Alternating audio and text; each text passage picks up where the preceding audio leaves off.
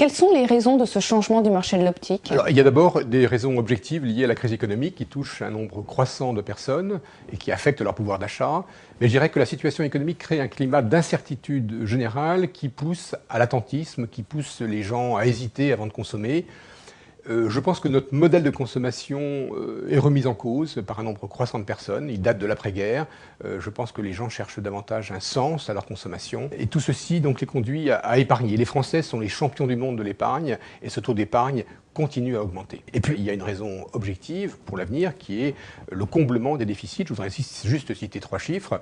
Le budget de l'État 2010 qui est en train d'être adopté prévoit un déficit de 115 milliards d'euros. La sécurité sociale sera en déficit de 30 milliards d'euros en 2010 et la dette publique s'élève à 1400 milliards d'euros. Ces déficits, il faudra bien les combler un jour ou l'autre et on va nécessairement, qu'on le veuille ou non, vers une augmentation des prélèvements obligatoires. Vous avez parlé d'un changement de mode de consommation. Est-ce que vous pouvez nous en dire plus? Alors je pense effectivement, et les études le démontrent, que les consommateurs changent leurs habitudes, consomment différemment. Les consommateurs sont adultes, se renseignent, comparent les prix, vont sur Internet et regardent avant d'acheter. Ce phénomène concerne-t-il l'optique? Ce phénomène concerne l'optique, on le voit d'ailleurs dans les magasins par l'augmentation du nombre de devis.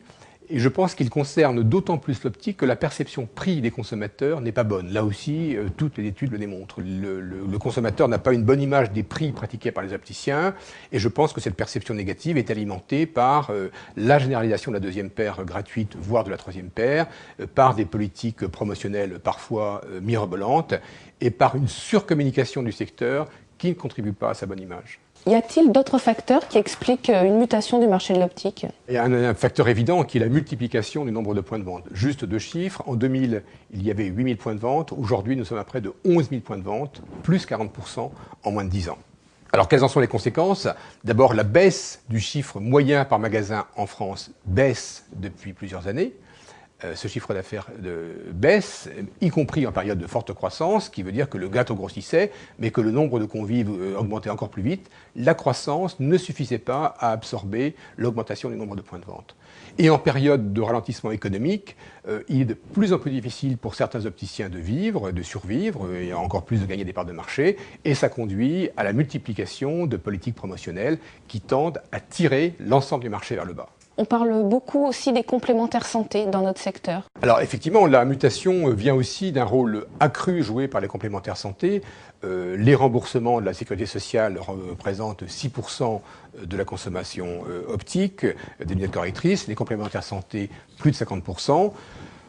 Au risque de choquer certains, il ne me paraît pas illogique qu'elles veuillent jouer un rôle accru, qu'elles veuillent mieux maîtriser leur remboursement au travers de grilles tarifaires, au travers de la mise en place d'un nombre croissant de réseaux fermés.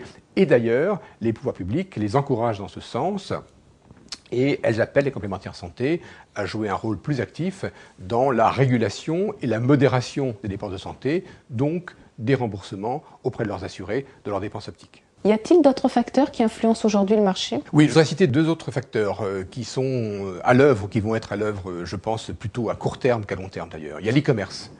L'e-commerce, qu'on le regrette ou non, est une réalité et l'optique n'échappera pas à la vague d'Internet. En optique, la réglementation est sujette à interprétation. Pour moi, il ne sert à rien de se réfugier derrière les arguments juridiques qui sont en décalage par rapport à une réalité qui est évidente, la déferlante de l'e-commerce. Et d'ailleurs, dans l'optique, les digues commencent à céder. L'e-commerce, j'en suis convaincu, va s'imposer et va se développer sur notre marché. Il y a un dernier facteur que vous souhaitiez nous citer? Oui, je pense enfin que les fabricants de montures entreront un jour dans la distribution. Cette intégration verticale des marques qui cherchent à contrôler leur réseau de distribution est un phénomène général. C'est la stratégie qui a été annoncée récemment par PPR et on le voit avec des exemples très spectaculaires, Apple, Nike ou Nespresso par exemple. Il est frappant de constater que le leader mondial de la monture est présent dans la distribution partout dans le monde, sauf en Europe. Est-ce pour longtemps? Et je pense que le rapprochement en cours entre HAL, grand groupe de distribution européen, et Safilo, numéro 2 de la monture au niveau mondial, ce rapprochement en cours va sans doute accélérer ce mouvement.